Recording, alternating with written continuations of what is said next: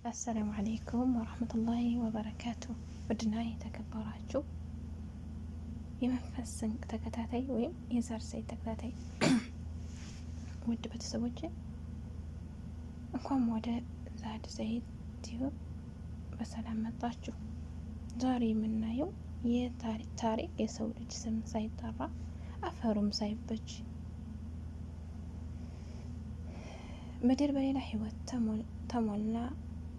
ትሞላ ስለነበረበት ዘመን ነው። ምድር በሌላ ህይወት ትሞላ ስለነበረበት ዘመን ነው። ብዙዎቻችን የሰው ልጅ ታሪክ ከአደም ይጀምራል ብለን እናስባለን። ብዙዎቻችን የሰው ልጅ ታሪክ ከአደም ይጀምራል ብለን እናስባለን። ነገር ግን ከአደም በፊት ለሺህ ዓመታት ምድር በሌሎች ፍጡራን ትሞላ ነበር። ዛሬ የምናውቀው ሸይጣን ወይም ኢብሊስ ቀድሞ አዛዚል በሚል የክብር ስም ከመላእክት ጋር ያመልክ እንደነበረ ያውቃሉ? እስከ መጨረሻው አብራችሁን ቆዩ፣ አብረን እናያለን። አላህ ሱብሓነሁ ወተዓላ መላእክትን ከብርሃን ፈጠረ። እነርሱም ሌሊትና ቀን ሳይሰለቹ ጌታቸውን ያወድሳሉ። ከዚያም ጅኖችን ከእሳት ፈጠረ። ጅኖችም በምድር ላይ ለ2000 ዓመታት ያህል ይኖሩ ነበር። መጀመሪያ ላይ በሰላም ቢኖሩም በኋላ ግን በመካከላቸው ጦርነትና ደም መፋሰስ በረታ። ምድርን በበደልና በጥፋት ሞሏት። ከዚህ መሃል ግን አንድ ለየት ያለ ጅኒ ነበር። ስሙም አዛዚል ይባላል። አዛዚል ከመጥፎቹ ጅኖችም የተለየ አላህን በብቸኝነት የሚያመልክና በትጋቱ ወደር የማይገኝለት ነበር። በነበረው ከፍተኛ አምልኮ ምክንያት አላህ ሱብሓነሁ ወተዓላ አዛዚልን ወደ ሰማይ ከፍ አደረገው። ከዚያም ከመላእክት ጋር አብሮ ጌታውን ያመልክ ጀመር። አዛዚል ማለት ትርጉሙም የአምላክ ወዳጅ ማለት ነበር። እስኪ ስለ አደም አለይሂ ሰላም ከመፈጠር በፊት ያለውን ሚስጥር የሚስጥሩ ጅማሬ የምትል ግጥም አብረን እንከታተል። የሚስጥሩ ጅማሬ ይላል። ገና ሳይበጅ የሰው ልጅ አምሳል ምድር ሳይቆምላት የሰው ልጅ ጥላ መላእክት በስጁድ በሰማይ ሲጸልዩ በተዋረደ ቁመው በጌታቸው ፊት ታዩ።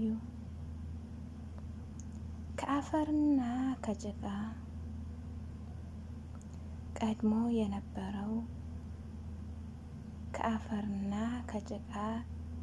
የነበረ በእሳትና በብርሃን ዓለም የሰመረ ጅኖች ይኖረባት በነበረው ዘመን ነበር። ጅማሬው በሌላ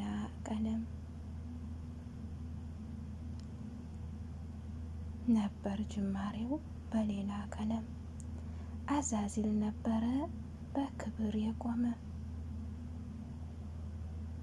በአምልኮው ትጋት ሰማይ የከተመ የጌታ ወዳጅ ነው ተብሎ የተጠራ ከአምላክነት ጋር ከመላእክት ጋር ስጁድ የነበረ ከመላእክት ጋር ስጁድ የነበረ የጌታ ትእዛዝ ግን በግርማ ተሰማ።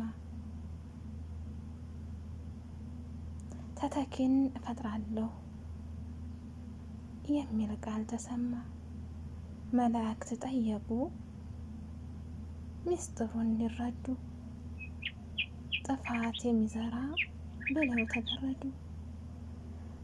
አላህም መለሰ ጥበቡ ሰፊ ነው፣ እኔ የማውቀው ለእናንተ ስውር ነው። ከጭቃና ከአፈር አምሳሉ ተበጀ።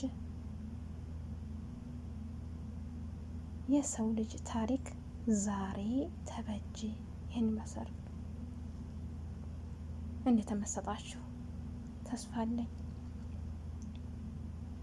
አላህ ሱብሓነሁ ወተዓላ እኔ በምድር ላይ ተተኪን ኸሊፋን ልፈጥር ነው ባለ ጊዜ መላእክት ያዩትን የጅንዎች ጥፋት በማስታወስ ስጋታቸውን ገለጹ። ነገር ግን አላህ እኔ የማውቀውን እናንተ አታውቁም አላቸው።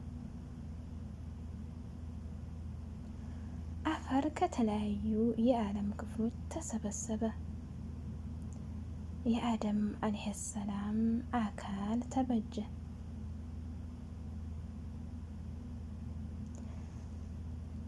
ነፍስ ሲዘራበትም አላህ መላእክትንና አዛዚልን ለአደም ስጁድ እንዳደርጉ አዘዛቸው። መላእክት የታዘዙትን ፈጸሙ። አዛዚል ግን በኩራት ተወጠረ። እኔ ከእሳት ተፈጥሬ አለና ከጭቃ ለተፈጠረው አልሰግድም አለ።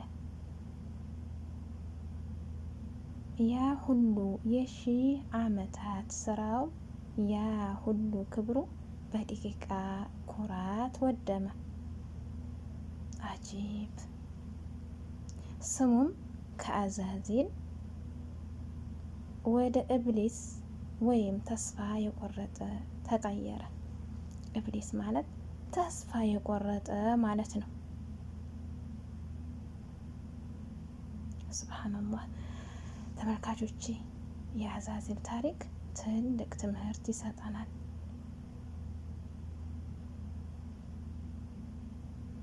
ኩራት አንድን ፍጡር ከሰማይ ማማ ወደ ምድር አዘቅጥ ይጥላል። ኩራት አንድን ፍጡር ከሰማይ ማማ ወደ ምድር አዘቅጥ ይጥላል። አላህ ይጠብቀን። አንድን ፍጡር ከሰማይ ማማ ወደ ምድር አዘቅጥ መጣል ማለት ከባድ ነው። መልካም ስራ ብቻውን በቂ አይደለም። ትህትናና የታዛዥነት ልብ ያስፈልገናል።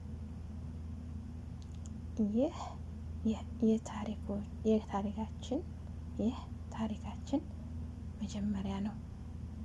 በሚቀጥለው ክፍል አደም አለይሂ ሰላም ወደ ምድር እንዴት እንደወረዱና የሰው ልጅ ህይወት እንዴት እንደቀጠለ እናያለን።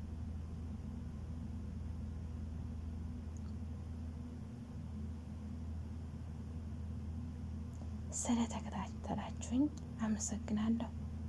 የመንፈስ ስንቅ ቻናልን ሰብስክራይብ በማድረግ ቤተሰብ ይሁኑ።